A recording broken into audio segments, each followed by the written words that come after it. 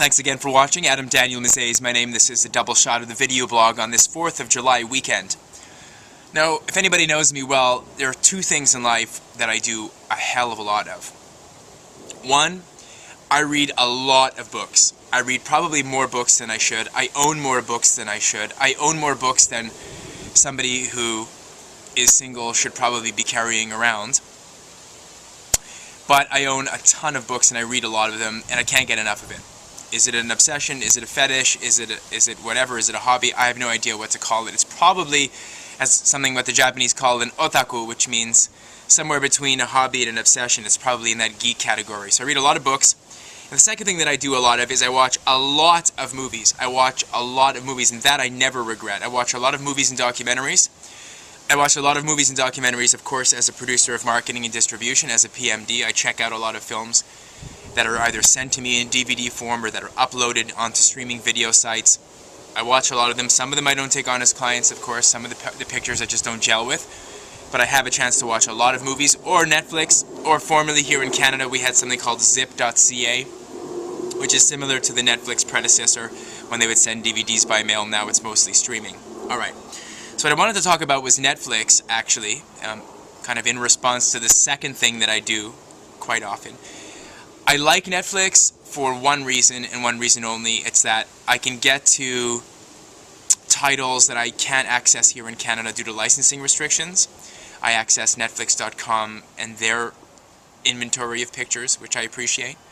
I like a lot of the films you can't get here in Canada, and a lot of them are independent titles that you just don't have access to. So for that reason, I appreciate Netflix. One of the things I don't like about Netflix is because I'm so obsessive about movies, I really like to get into the story. Not only do I like to get into the story, I generally like to read the screenplay. I love to watch the special features. And I like to get into the interviews, and I like to get into the director's head, or the writer's head, or the actor's heads. I really like to involve myself in a movie. For me, a movie's not like something that I do and then I sit and I pause and I jump around. I mean, unless I'm totally beat tired and I have to pause a movie halfway or 2/3 or even 1/3 of the way in. Otherwise, I like to get through the whole picture, the whole story. I like to get the entire plot in my head. I watch right to the end of the credits, and I'm looking for certain things. Of course, I'm in the business, so like I look for things that maybe some laymen don't necessarily look for. But I get through the whole picture, and then I like to analyze the story. If I can pick up the screenplay, I also like to read the screenplay too. It's a full-on experience. Sometimes it can take like 5 hours to get through every single element. I don't always have 5 hours to give for one film. But in times in the past, when I remember when I had a little bit more time to do it, I would really get into it. And I really like that experience. I think, first of all, I think it honors the filmmaker.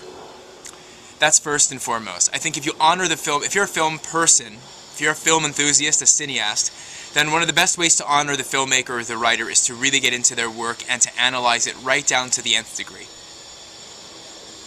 Second thing I like about it is I really like to understand the motivations for the story. Some people say it's cheating. In other words, you're supposed to watch the film and kind of draw your own conclusions or come to some kind of a conclusion on your own, but I really like to get into the behind the scenes. The other reason I like to do it is, again, because I'm in the business and I design things like this, so I like to know how, I kind of compare and I like to see what's out there in the marketplace. So, back to Netflix. So one of the things that I don't like about Netflix is you really don't have special features DVDs. I think they have some sections of the site that are special features loaded, but you don't really get to watch special features that are related to the picture that you're watching. And I think that's a big drawback on Netflix, because I really like watching special features. And something that you used to get when you used to have the DVD come to your home or your office by mail with the return postage envelope is you used to be able to get into all the auxiliary extra diegetic content, all the bonus and special features that you don't get a chance to do with Netflix anymore. Again, I think it's a dummying down of the marketplace. I think it's a watering down of the quality.